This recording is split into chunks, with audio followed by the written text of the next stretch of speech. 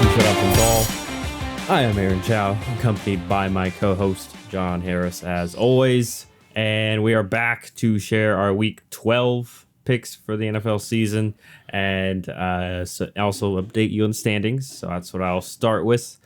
Was last week was a overall rough week. So record-wise, I did not come back or make any ground on John last week because I went 4-10. You went 6-8 overall. So you had a better week there. Like we mentioned, it seems like that one's gonna be the hardest hill to climb for me to get back on. But in regards to the money, luckily your Cowboys pulled through and held in their end of the bargain, as that was one of my 4 wins. It was at 750, and I managed to be in the green plus 200.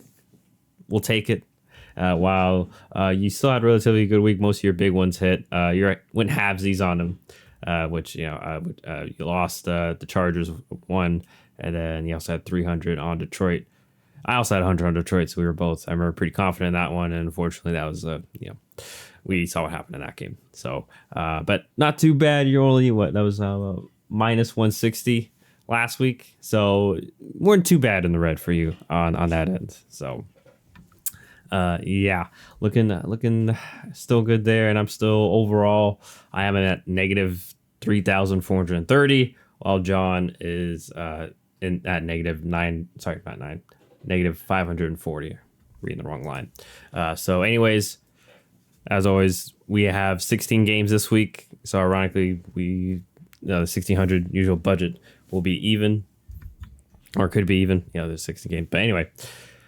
So as I'm saying, no buys at all. Let's dive into the Thanksgiving games, starting with my Green Bay Packers and, of course, the Detroit Lions, as Detroit always plays on Thanksgiving. Is it always at home for you in Detroit? Because I know it's right for the Thanksgiving games. Okay, I want to be sure. I thought so, and obviously confirmed it this year. But anyway, so at Detroit, they're the favorite. They are favored by 7.5 points, hosting my Green Bay Packers.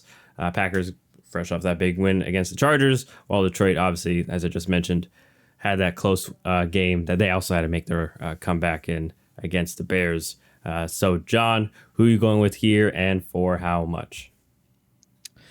Well, the last time these two teams played, I'm pretty sure I said the Packers were going to make themselves known in this division, that Aaron Rodgers was gone, but they were still going to be somewhat competitive.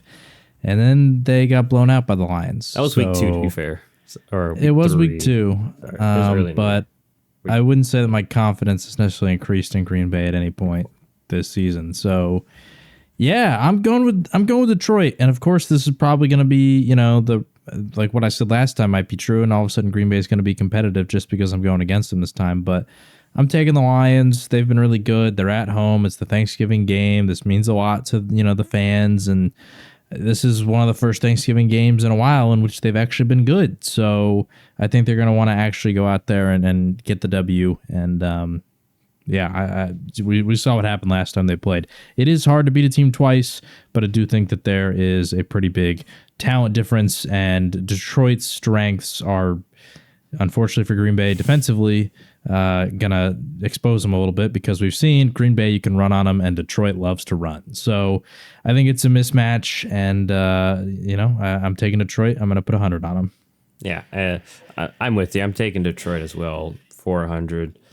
You mentioned those concerns on that end. Green Bay defense. I'll go over my concerns about the offense. I mean, we had success last week, but even last week it was a bit erratic. And then now the running back situation. No Aaron Jones this week, and even AJ Dillon kind of dealing with a groin issue, so he may not be going to the game 100%.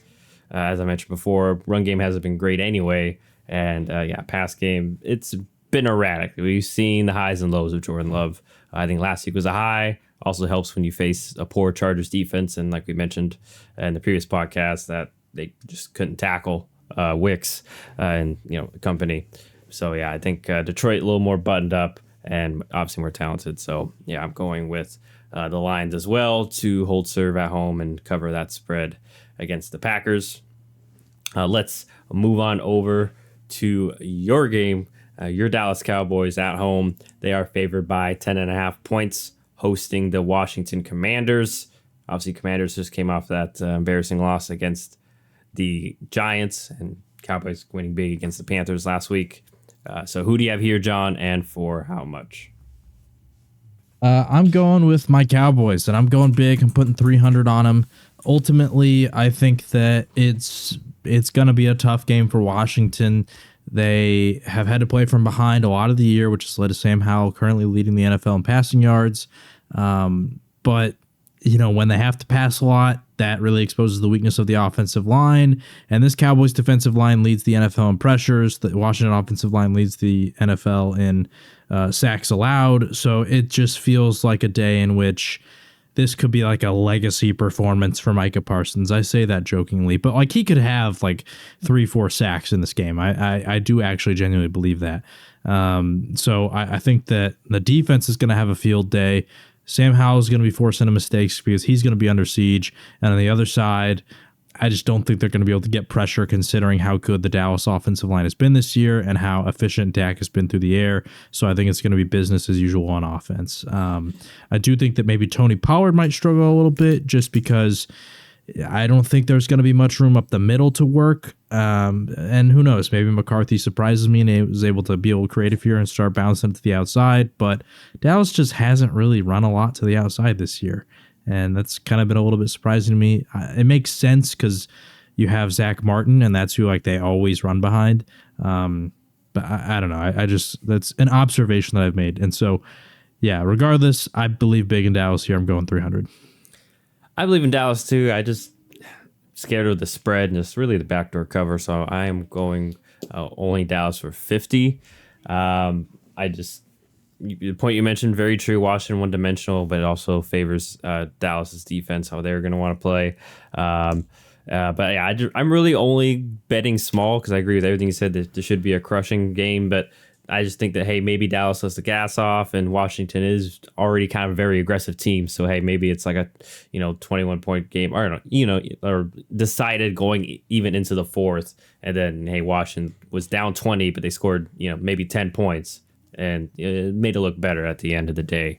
Because remember, those guys, especially Ron Rivera, he may be coaching for his job potentially, even though he may be, this fate already be decided. But who knows? So, yeah, I'm going with Dallas for 50. Like I said, just scared of the short week and, some hijinks that may happen, as it usually happens on Thursdays. So, there is your two usual suspects on Thanksgiving, Detroit and Dallas, and oddly, we're going with both of them. It's been a while since I think really anybody's probably.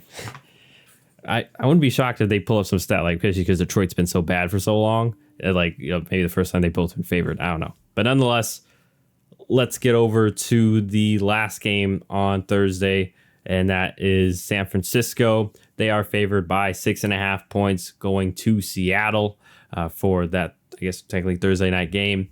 So, John, who do you have here and for how much?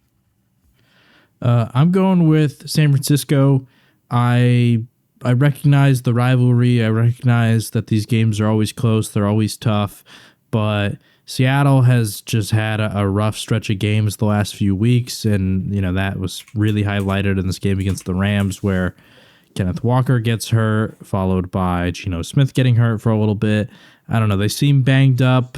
The Niners are fresh. They had their bye week not too long ago, and they've been looking real good. Debo's back, after some time off with the injury. Ayuk's been doing great.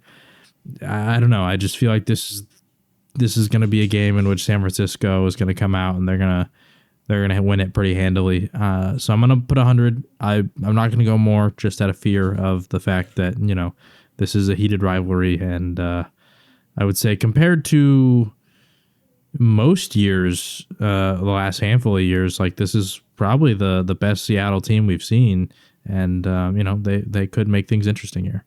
Yeah, in regards to that, I want to add on also at recent years, even with lesser talented teams, Seattle, there's been a couple times where Seattle's hung tough and given San Francisco some tough games and such. So yeah, I'm also going San Francisco, but only 100. Just because, I think that I'm pretty confident that they will win. You mentioned some of the injuries Seattle's dealing with. Charbonnet's good, but not as explosive as Kenneth Walker. So I think obviously a little bit downgrading the run game. And I already mentioned how kind of simple Seattle is on offense. And on the flip side, I think San Francisco, obviously now fully healthy, we're seeing that helps a lot. And just also they seem to be clicking off the bye week.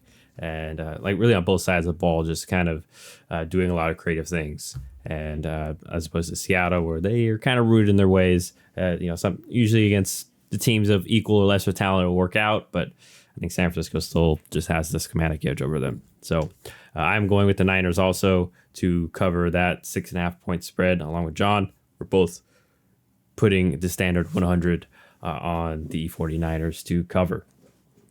So let's go over to the Friday game, the Black Friday game that is between the Miami Dolphins. They are the favorites, favored by 9.5 points, going to the New York Jets.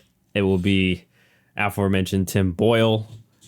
That will be at quarterback for the Jets, at least the starter. And then, God forbid anything happens, then it's going to be Trevor Siemian, the backup, who is listed. So, John, who do you have here between these two? I am begrudgingly taking the Jets. I think Miami wins. The 10.5 feels a little bit big to me. I'm only going to put 10 on the Jets. Ultimately, I just haven't been that impressed with Miami as of late. I mean, their last game against the Raiders, they won 20-13. That doesn't cover. Then they lost to the Chiefs. They beat the Patriots by 2 scores, but that's a game in which the Patriots turned the ball over a couple times, and so the Patriots I think are just a terrible team. They don't necessarily have a defense as good as the Jets do. Then they lost to the Eagles. Like the last month has just been not great for them, and over those weeks, the scoring that they've output is 17 points, 31 points, 14 points, 20 points. So only once have they eclipsed 21 points, and that was against the Patriots. I think the Jets are a far better defense, and I just kind of feel like they're going to be able to keep this low scoring. The one thing that worries me is if Tim Boyle goes out there and starts throwing picks, which I think can certainly happen. So that's why I'm only putting 10, because the unknown factor of Tim Boyle is the part that worries me. But my hope is that the coaching staff is just going to run the ball, rely on Breece Hall, let Tim Boyle throw it like 15 times, and just live with the result and allow your defense to do their thing. So we'll see. But yeah, I'm going with the Jets for only 10. All right, well, we got our first disagreement of the week here because I am going with the Dolphins for 100. I have very little confidence in the Jets offense, even with Boyle. Just don't think that'll be much of an upgrade, if at all. And also, Miami's defense has been really good the past few weeks. If anything, that's kind of been the shining star. You mentioned the offense kind of being lesser than expected. And I think just, as we mentioned before, I don't care how good of a defense you are, the more opportunities you give any good offense, they're going to, especially a Miami offense, I just feel like there's going to be a lot of 3 and outs, like we've already kind of been seeing with them. But unlike some of these other games, obviously Miami, it's tough to contain that offense, especially if Miami's dominating time and possession, because the offense can't sustain drives for the Jets. So I just feel like at some point that the dam's going to burst in like second, third quarter, where Miami's going to just have a few chunk plays and quick drives, and then now the Jets are really in a pickle, having to be one dimensional with Tim Boyle, and then Miami with Ramsey's been really good, obviously, and then now even quietly, everyone can praise Ramsey, but Xavier Howard's been really good too. Now that he has some help in the secondary, and their pass rushers have been doing a really good job recently, and Jalen Phillips, obviously Bradley Chubb. So, and we know how poor that Jets offensive line is. So, I'm just pretty confident Miami, but I'm only going 100 just because, maybe the Jets defense does make a play or two that could easily scare me.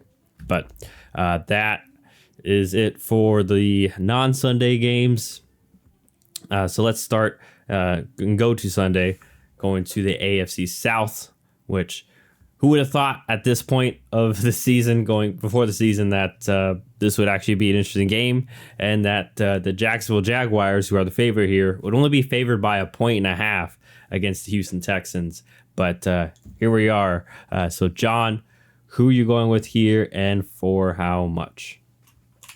I'm taking Houston, another game where I'm only putting 10 because I do think that Jacksonville, if you remove the Niners game, has been really, really good this year. And, Houston last week against Arizona, like we talked about in our reactions, the second half, they just weren't that great. And maybe something has started to kind of get figured out about them. I'm not sure. So I'm only putting 10 on Houston, but I do think this game is going to become a shootout. And I don't know. I just kind of like Houston's chances in that one. We've seen that Trevor Lawrence has largely been inconsistent on the year in terms of big numbers. Not saying that he's been bad by any means, but he just hasn't been putting up huge passing totals. And so I do worry that if CJ Stroud starts just dicing him up, putting the ball deep downfield, Tank Dell's making big plays, all that kind of stuff, does Jacksonville have the juice to necessarily keep up, especially if it's another maybe rough game from Calvin Ridley? I don't know. So I just kind of have a feeling, like I said, that turns into a shootout. And in that, at least the way the games have gone this year, I kind of like Houston in that regard. I also am going Houston. I just feel like they're balanced. Their offense has been more balanced. Seeing them light it up in the run game, and I don't suspect Stroud will throw 3 interceptions, especially like we mentioned, a couple of them being pretty bad decisions. Can't even try to defend him there. And then on the flip side, Jacksonville, I got to see consistency in regards to the cohesiveness of Lawrence and Ridley, because like I mentioned, it's just been inconsistent there. And even Christian Kirk's been kind of quiet, and Evan Ingram had a really great year last year, kind of step back this year. So it's a little bit of, have they kind of taken a step back, or also I've kind of seen some other people mention is that, Jacksonville, just Doug Peterson's offense is a little bit predictable at this point, which we kind of saw once again in Philly, where as time went on, teams kind of started figuring him out, and then they got tougher on Carson Wentz in that offense. So, nonetheless, I'm going with Houston as well, also just because at Houston could be a big factor as well. Just, they could play a huge factor in regards to, like I said, they didn't suspect they'd be here at this point of the season, but I'm sure they're starting to believe in the Texans, and maybe they can make a run, because AFC, like we said, with some of the injuries, kind of open. But we're both very nervous on the Texans. It should be a good game nonetheless, as John's going with the Texans for 10, and I'm putting 25 on the Houston Texans. But staying in the AFC, and speaking of a team that got knocked out of playoff contention, we're going to the AFC North, where the Pittsburgh Steelers, they are still in it, and it'll be interesting now. First game post Matt Canada, as he did get let go as of today that we're recording, and I forget the running backs, but I forgot his name, but the running backs coach has now been elevated to the offensive coordinator, which is interesting because Jaylen Warren only got 9 touches last game. We'll see if he gets more. Nonetheless, Pittsburgh favored by 1.5, going to Cincinnati to play the Bengals, obviously, and Bengals no Joe Burrow, of course. So, John, who do you have here, and for how much? I'm taking Pittsburgh, but the lack of Joe Burrow still, I don't know. It feels like it could be a trap performance almost, because sure, I don't think that Cincinnati is going to be able to score as much as they once did, but Jamar Chase is still a playmaker. Joe Mixon's still a solid running back. I don't know about the status of T. Higgins, but they have options. So it's not like Jake Browning is out there with the New York Giants offense, right? They have options. And the Cincinnati defense is also pretty good. And you fire your offensive coordinator. Who knows if it's necessarily an improvement? Who knows if there's much change really at all outside of maybe some slight differences? I'm not sure. So I'm only putting 10 on Pittsburgh. I still think they win this one simply because of the fact that without Burrow and theoretically without Canada, this should be better for Pittsburgh. But I don't know. Like I said, I feel like on paper, maybe some people are like, oh yeah, with no Burrow, the Bengals are screwed. But are they really? I don't expect them to make the playoffs, but can they keep this a close game? I think that there's a chance. So that's why I'm only going to put the 10 on the Steelers. Yeah, they're very nervously putting 50 on the Pittsburgh Steelers, because Cincinnati's defense is still pretty good, and like we mentioned before, even if I don't expect a crazy schematical change for Pittsburgh overnight anyway, and we've already had questions a little bit, especially in regards to their like offensive line. Like it's better than last year, still not amazing. So I still expect the offense to struggle against the Cincinnati defense, which has like we mentioned, been a couple games, like especially early in the year, where they kept them in games. And yeah, especially with a full week of practice, I'm sure beforehand Burrow was getting, if not all, majority of the first team reps anyhow. Now they can start focusing because of that, because of losing Burrow, seeing how they can maybe play to Browning's strengths, over the week. So they may be able to move the ball a bit, but nonetheless, I expect Pittsburgh, like you mentioned, to come out on top at the end, cause a few turnovers and such. But we'll see if they can pull it off and what their offense will look like, of course. So once again, John going Pittsburgh for 10. I'm going with 50 on the Steelers to cover the 1.5 points against the Bengals. But now let's go to Atlanta off their bye week, where the Falcons are favored only by 0.5 point against the New Orleans Saints. I mentioned to John before we started, there's another game that's technically 0.5. It's because the site I use, thelines.com, which has like 4 or 5, it usually has the 5 like major betting sites or whatever. They were both ways on the spread. So, and there's really even a pick 'em in there too. So, nonetheless, John, who do you have here and for how much? I am going to go with the New Orleans Saints. We're going back to Desmond Ridder. Apparently he's the quarterback moving forward. I'm just kind of out on the whole Falcons thing. They're coming off a bye week, so that's nice, but the Saints are too. And I don't know. I feel like the Saints defense is going to stand up in this one. They're going to make things tough for Desmond Ridder. I still don't really trust Arthur Smith to lean on his playmakers. And so I don't know. I just think that this is a game in which New Orleans can really take advantage of the division too and create a gap here and potentially, go for the jugular, if you will, when it comes to this division race, because things are still relatively close. And if they can just pull ahead a little bit more as we get into this final stretch over the Falcons, then that's going to be huge. I mean, for anyone who's watching, Saints are 5-5, Falcons are 4-6, Buccaneers are 4-6. If the Saints can win this game, the Falcons will fall to 4-7, and they're going to be 6-5. Like, that's a sizable gap right there.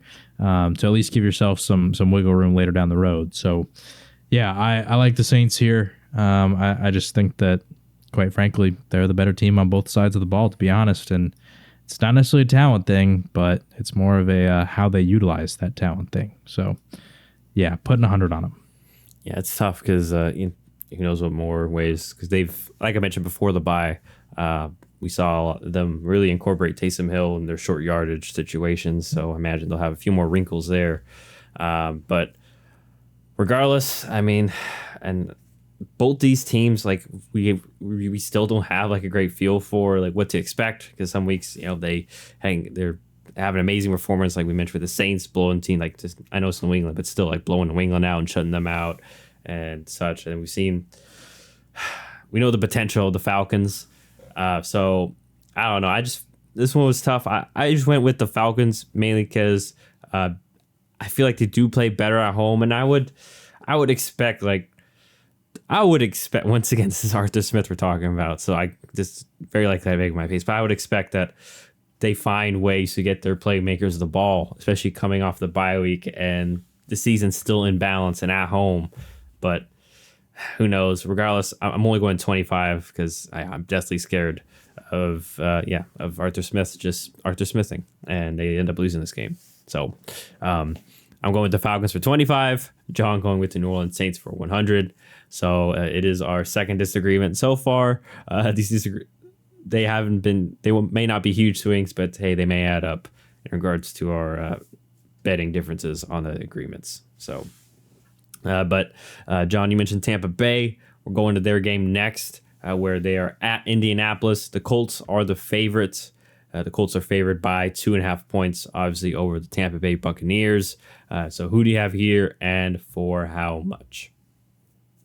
I'm going to go with Tampa Bay. I don't know. This is just kind of a gut feeling call. Like, I don't think that Indianapolis's defense is going to be good enough to completely eradicate the Tampa Bay's offense. And although Tampa Bay's defense has not been great, The one thing that I do think they're good at is in the trenches, and that can make life a little bit tough on Jonathan Taylor, which I feel like could just lead to it maybe being a little bit low scoring. So, yeah, I'm going Tampa Bay. I'm only putting 10 because, like I said, kind of a gut call. You talk about the last two teams, we don't really have a feel. These two teams are two teams that I genuinely do not feel like I have really a great grasp on at all right now. Yeah, it's interesting to say that because now it makes me a little more nervous, but I'm still being confident in what I'm doing here, as it will be my first big-ish bet of the week, and I'm going with the Colts, putting 175 on them. I like what Shane Steichen's doing in the run game, and I think he'll still find ways to run the ball in Tampa Bay, and it doesn't help that Tampa Bay hasn't been great the past 2 weeks, especially in their pass defense, and I think that's mainly because Bowles is just a very aggressive head coach. He loves to blitz or show numbers, especially if a team's patient with the run, like we've seen with Houston and such. And like I said, the past few weeks, they can be had in the air. And Gardner Minshew's shown that, hey, he's good enough to dice you up, and we know how good those wide receivers are. Pittman and such, and what they can do. And obviously another week more of Jonathan Taylor. So yeah, and then on the flip side, it does scare me Indy's defense, but I just feel like you mentioned, kind of with Tampa Bay, we can't get a feel. I just feel like Tampa Bay's offense still not consistent enough, and I feel like there's just going to be a couple of drives where, hey, maybe Baker makes a mistake or they go 3 and out and just won't be able to keep up with the Colts. So I'm riding with Indianapolis, putting 175 on them. John is going with the Bucks for only 10. So our biggest swing, but once again, not full bet from one of us, but that makes sense going in this time of year. Like I said, some of these games we're going to bet lower because those teams stink basically, or don't know what to get from them.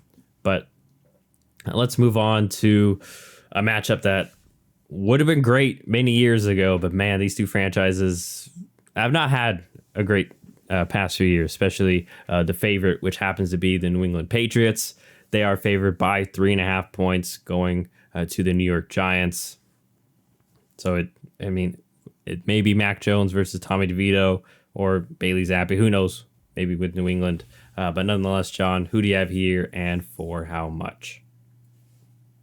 I am going with the Giants. Honestly, I just feel like the Giants defense is good enough to make this one kind of gross. I don't really have a feel on which offense can make anything happen, but at the very least, I know that Saquon Barkley can be productive. So, yeah, that's kind of it. It's in New York. You got the defense. I don't know. That's really all I got for this one. This is a pretty gross game. I'm also putting 100 on it. I don't know. Just because I feel a little more confident in New York than I do New England. Yeah, I'm in complete agreement, and I'm also putting 100 because it just feels like, if anything, I don't think either of these teams are going to blow each other out. Like, it's going to be a close game even if New England wins, and then obviously we're picking the Giants, so if the Giants blow them out, it doesn't matter. But because hey, that could happen with how poor New England's offense has been, and just a little more. I think at least I'm going with the Giants. Oddly enough, I should have more confidence in at least their offense than I do New England's. You mentioned Saquon still being an X factor, and for the Giants, and then we mentioned before Patriots. Like no one there really inspires you. Ramondre Stevenson's questionable at this time too, so who knows if he's 100%. So it may be a lot more of Zeke. So I don't know. We're both going with the Giants for 100 to at least cover against the Patriots, but who knows? They may actually also just straight up win. So let's move on over to Tennessee, where the Titans are at home. They are favored by 3.5 points, hosting the Carolina Panthers. It's a little bit of a duel between the two rookie quarterbacks in Bryce Young and Will Levis. So, John, who do you have here between these two teams and for how much?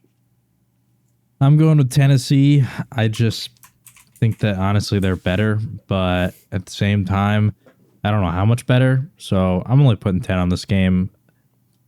Just another game where I just don't really have a feel for both teams. Like Carolina has moments where they can kind of show up and be somewhat competitive, and then other teams are just really bad matchup problem for them. I don't know if Tennessee necessarily is, because the Tennessee's just kind of weird and inconsistent. So yeah, I'm only putting 10, but I'm going with the Titans. Yeah, I feel the same way. I'm going with the Titans as well. Only putting 25. But yeah, I feel like you already mentioned, like there's a little bit more of a known commodity. I think that pretty sure they'll have success against Carolina, running the ball with Derrick Henry, and we've seen even last week, they didn't run the ball well, but they still find a few ways to get a DeAndre Hopkins one-on-one shot that leads to a touchdown. And I don't know why they pulled out the Jeffrey Simmons play. I mean, good for him to get him a touchdown, but you'd think you would say that for a game that wasn't out of the balance potentially.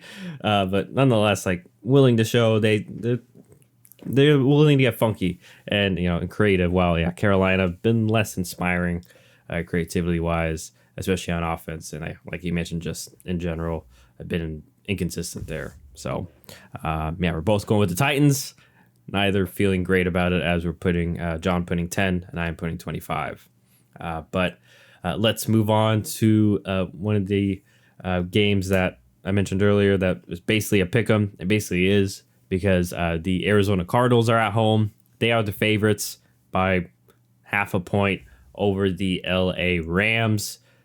Who do you have here, John, and for how much?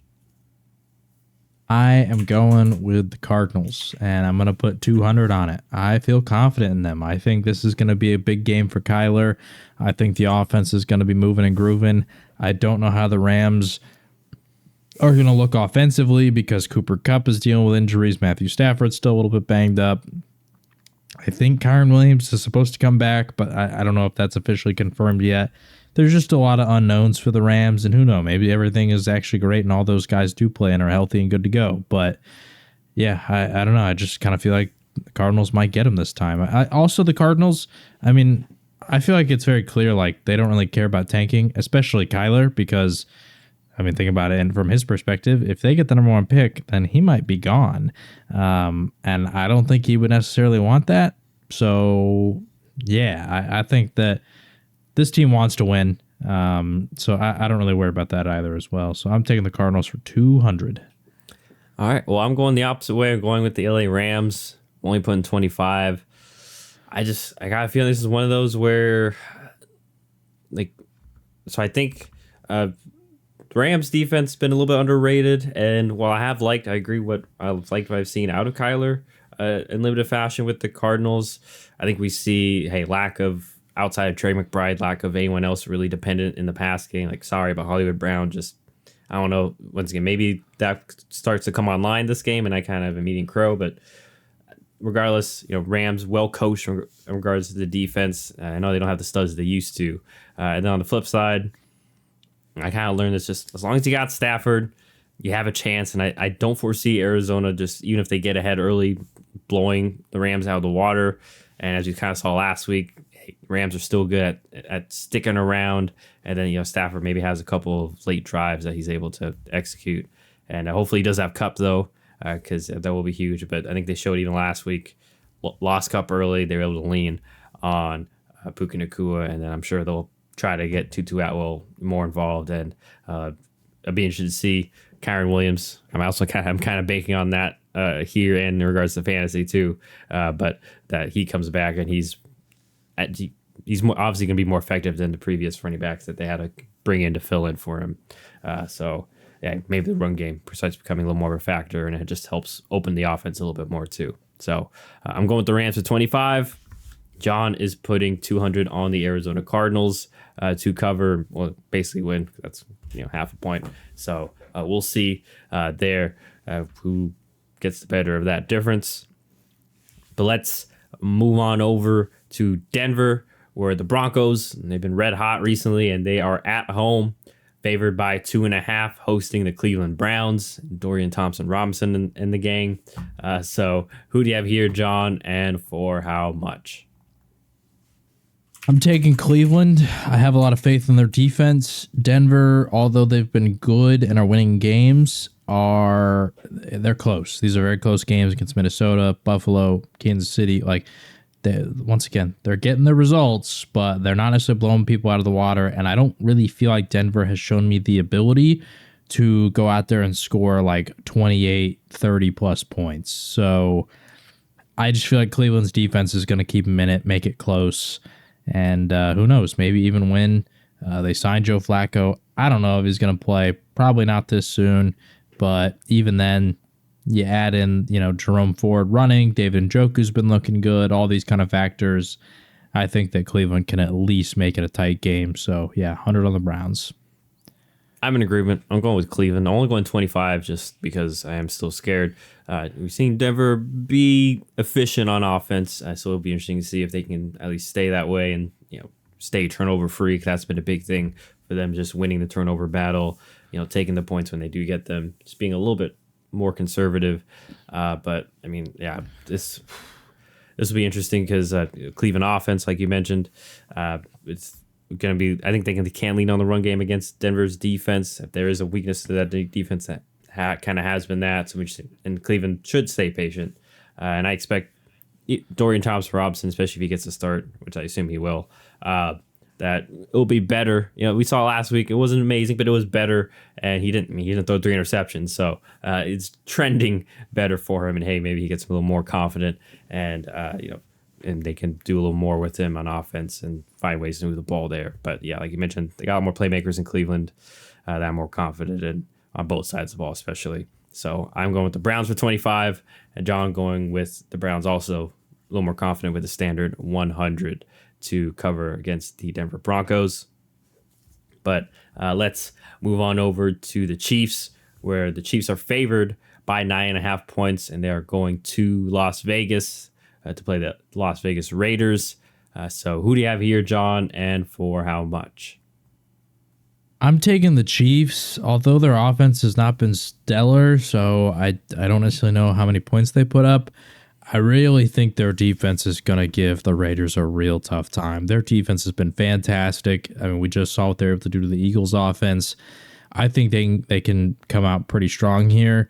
That said, the Chiefs' offense scares me a little bit, and the spread is large, so I'm only going to go 50. But yeah, I mean, Kansas City, they should win this game pretty easily. It just depends how much.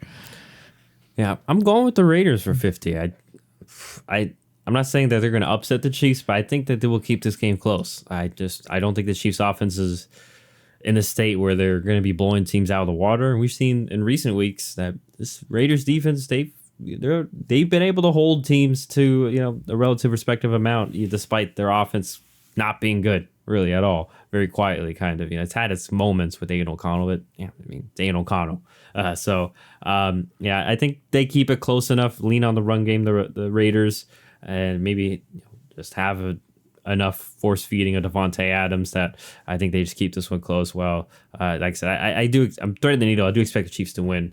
Absolutely. I just don't, like I said, I just don't foresee them blowing the Raiders out of the water at their current state, especially at Las Vegas too.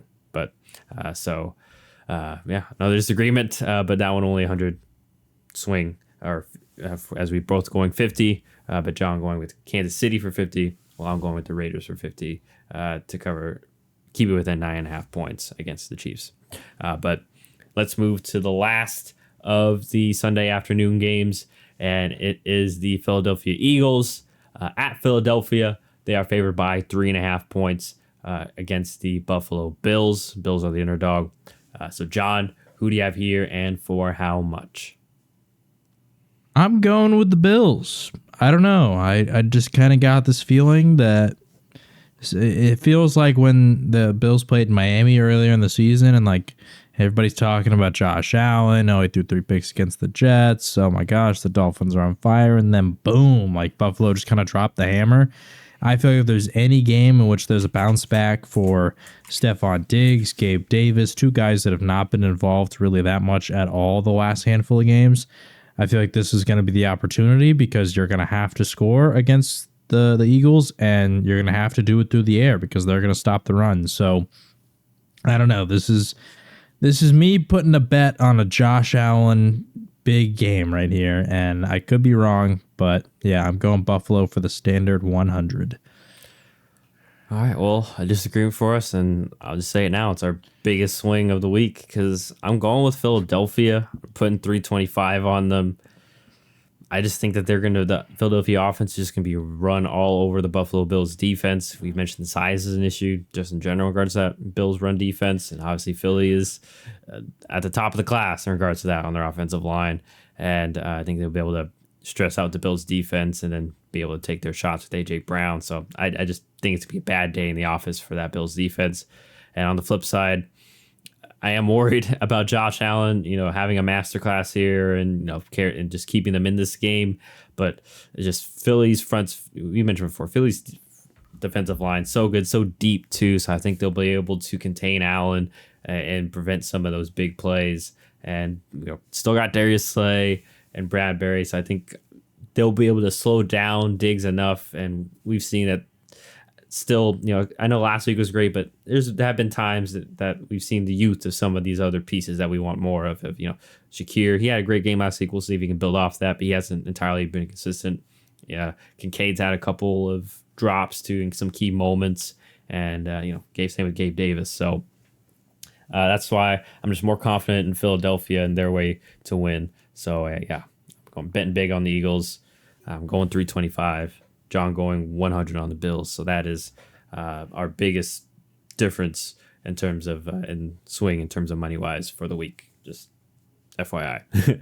So that's a big one. We'll both be. It's Sunday night too, or not Sunday night. Sorry, it's the last one of the afternoon hour. So we'll definitely have our eyes on that one in regards to our bets and probably fantasy too. A lot of fantasy implications there. But anyway, let's go over to the Sunday night game, which might be a good one, as it is the Baltimore Ravens. They are favored by 3.5 points going to the LA Chargers. Who do you have here, John, and for how much? I'll be honest, I was a bit surprised the line was this low because I think that Baltimore is going to kind of crush the Chargers. I don't know. The Chargers defense has been pitiful. They can't really stop anything. I think despite the fact there's no Mark Andrews, Baltimore's going to kind of get whatever they want. Lamar's going to be able to run all over that defense. And you're going to have it into a shootout. And, Herbert's been really solid this year at decision-making, only 4 picks on the season. But if you're going to be playing from behind, Baltimore's style also is to waste clock with the amount of times they run the ball.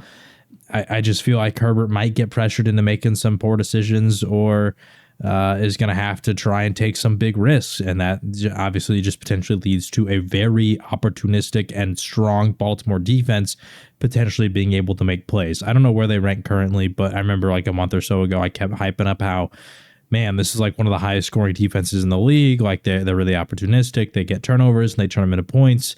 I just feel like that could be the case in this game as well, just simply because of the style of both teams and how Baltimore, I think, is just going to be able to kind of get what they want on the other side. So, and then if the flip happens where Herbert doesn't necessarily force things and he doesn't take the big risks, I mean, it's who's he going to rely on to try and dink and dunk down the field and keep up in this game? It's going to be Keenan Allen, but who else? Quentin Johnston.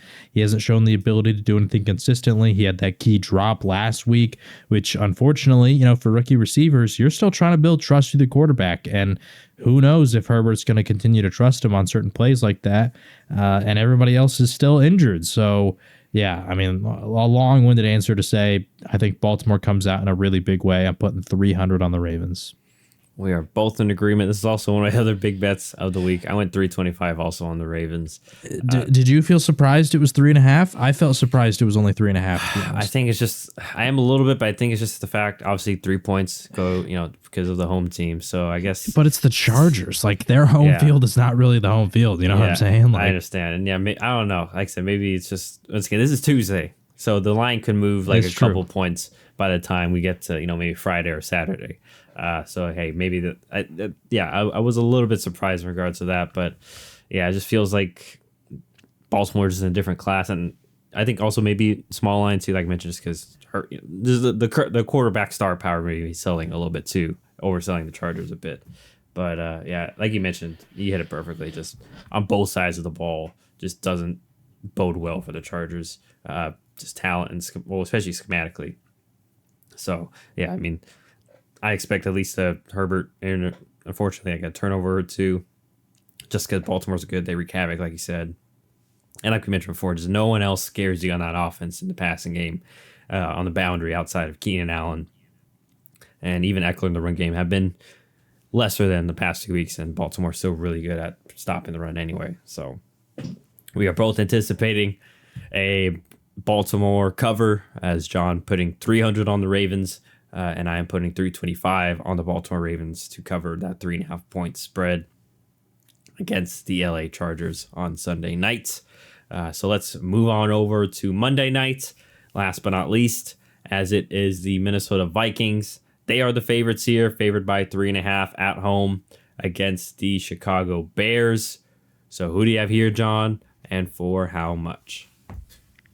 I'm going the Vikings short and sweet for 100. I do think that Justin Fields can maybe make some plays and keep him in it for a little bit like he did with the Lions, but I just think the Vikings are a better team, and their defense is surprisingly really, really good. So shout out to Brian Flores because he's got that unit looking strong.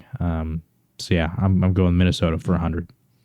I am absolutely in agreement in every way because I'm going Minnesota for 100 as well.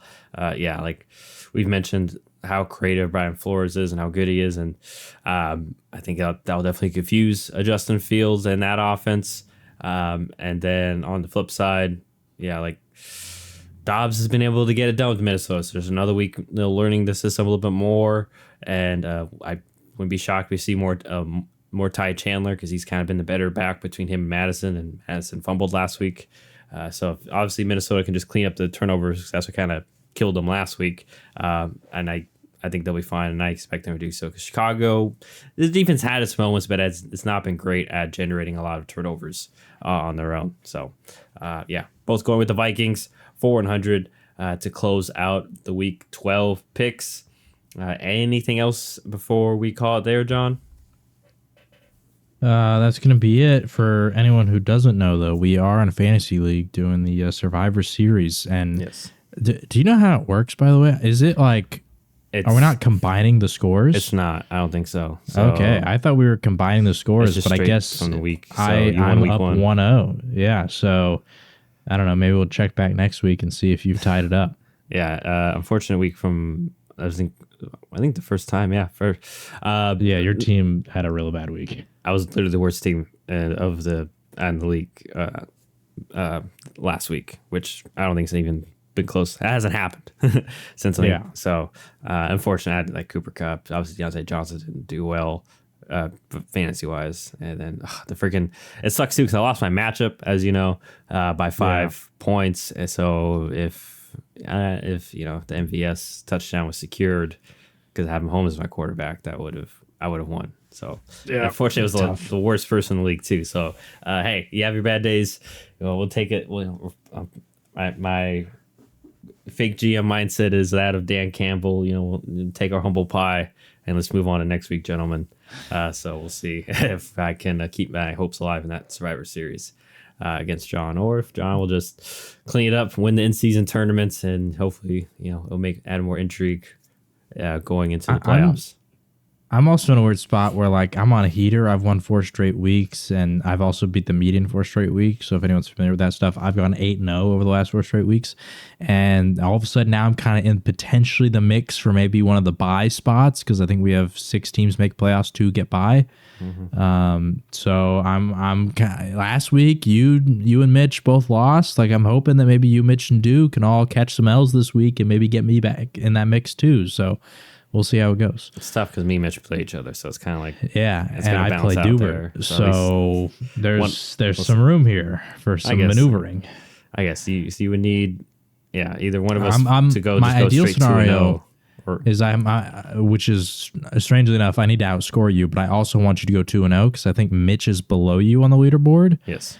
So I'm hoping that you can take him out and I take Du out and they both drop, something like that. I can't remember exactly how it works out, but anyway. Right. So, you're right. But also then I play you down the road. So if you were to lose to Mitch, there's scenarios either way depending on y'all's result. I just don't want you guys to go 1-1.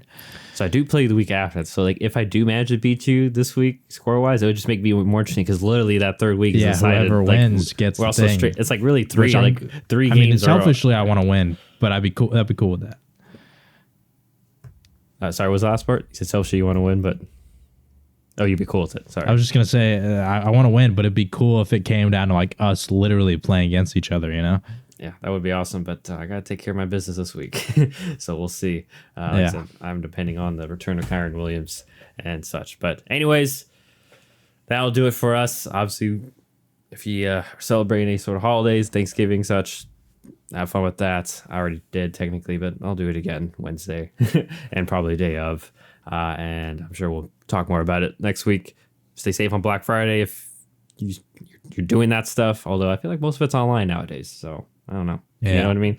Yeah. And as a broke person, it doesn't even matter. So for me, but nonetheless, enjoy your week. Enjoy week 12, and we'll see you all next week to share our thoughts and reactions, and hopefully all the bets come. Anyways.